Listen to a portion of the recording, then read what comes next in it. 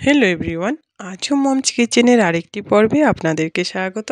আজকে আমি শেয়ার করব একেবারে পারফেক্টভাবে কী করে আপনারা খুব সহজেই বাড়িতে আলু পরোটা বানিয়ে নিতে পারবেন সেই রেসিপিটাই। পুরো রেসিপিটা দেখার অনুরোধ রইল, আশা করি অনেক ভালো লাগবে। চলুন তাহলে শুরু করা যাক। প্রথমত আমি ময়দার ডোটা বানিয়ে নিব। এই জন্য নিয়ে নিলাম 2 বাটি ময়দা। আপনারা চাইলে কিন্তু এখানে ময়দার পরিবর্তে আটাও ব্যবহার করতে পারেন। দিয়ে দিলাম 1 টেবিল চামচ চিনি, সামান্য লবণ ও কিছুটা সাদা তেল। প্রথমত আমি শুকনো অবস্থায় সব উপকরণগুলো ভালো করে মিশিয়ে নিচ্ছি। এখন ঈষৎ উষ্ণ জল দিয়ে আমি একটা ভালো স্মুথ ডো বানিয়ে নিব।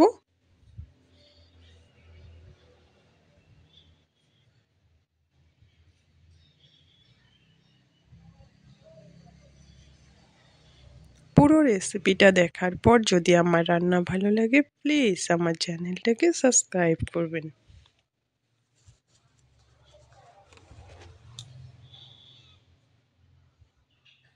ময়দার ডোটা হয়ে গেছে। এখন উপরে কিছুটা তেল লাগিয়ে আমি এটাকে কিছুক্ষণের জন্য রেখে দেব। ততক্ষণে আলুর পুরটা আমি বানিয়ে নিচ্ছি। এই জন্য আমি 5টা সেদ্ধ করা আলু নিয়েছি। এটা একটা গ্রেটারের সাহায্যে আমি গ্রেট করে নিব। আপনারা চাইলে এমনিও ম্যাশ করে নিতে পারেন।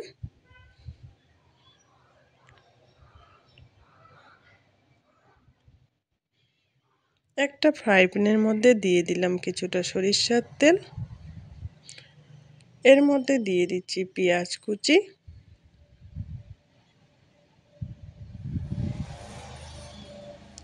দিয়ে দিলাম একটা কুচনো কাঁচা লঙ্কা। আপনারা আপনাদের টেস্ট অনুযায়ী ঝালটা অ্যাড করবেন। আলু পরোটায় ঝালটা অনেক বেশি সুস্বাদু হয়। দিয়ে দিলাম স্বাদ মতো লবণ, হলুদ, লঙ্কা গুঁড়ো, ভাজা জিরে গুঁড়ো, গোলমরিচ গুঁড়ো ও কিছুটা গরম মশলা গুঁড়ো। সব মশলাগুলো ভালো করে মেখে নেওয়ার পর এবার এর মধ্যে দিয়ে দিলাম আলুগুলো।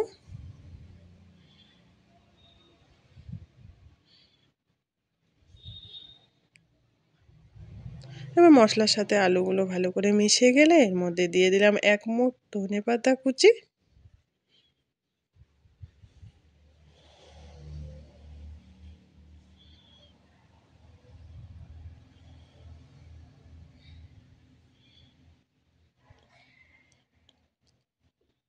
এর মধ্যে দিয়ে দিলাম কিছুটা কসুরি মেথি।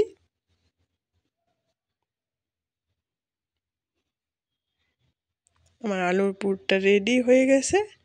এখন এটাকে নামিয়ে নিচ্ছি।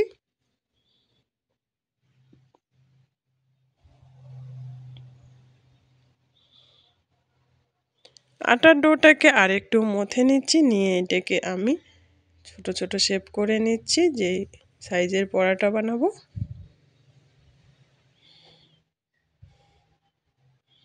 এবার ওখান থেকে একটা ডো নিয়ে আমি পরোটাটা বানিয়ে নিচ্ছি। একটা পরোটা বানিয়ে দেখাচ্ছি আপনাদেরকে।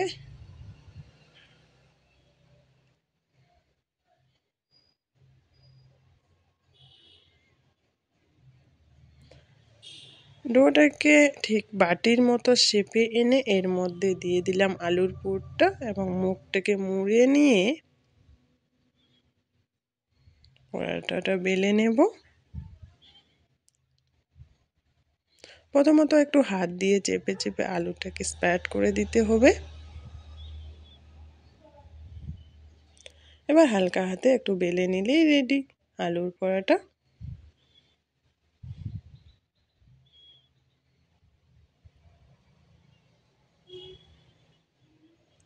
পরোটাটা বানানোর সাথে সাথে আমি এটা ভেজে নেব। একটা করে পরোটা বানাবো এবং একটা করে ভেজে নেব।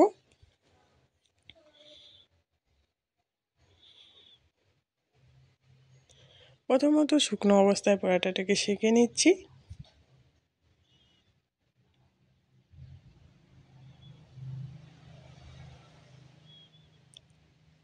এবার এর মধ্যে তেল দিয়ে আমি পরোটাটা ভেজে নেব। এভাবেই সব পরোটাগুলো আমি ভেজে নেব। এই রেসিপিটা ফলো করে যদি আপনারা বাড়িতে পরোটা বানিয়ে নেন তাহলে এরকম পরোটা বানাতে আপনাদের কোনো রকম অসুবিধা হবে না।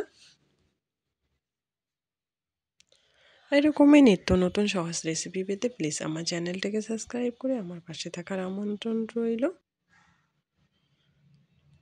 দেখেন পরোটাটা কেমন ফুলে উঠেছে, খেতেও কিন্তু সেরকমই সুস্বাদু। আমি আপনাদেরকে একটা পরোটা ছিঁড়ে দেখাচ্ছি। আশা করি রেসিপিটা ভালো লেগেছে। এতক্ষণ সঙ্গে থাকার জন্য অসংখ্য ধন্যবাদ।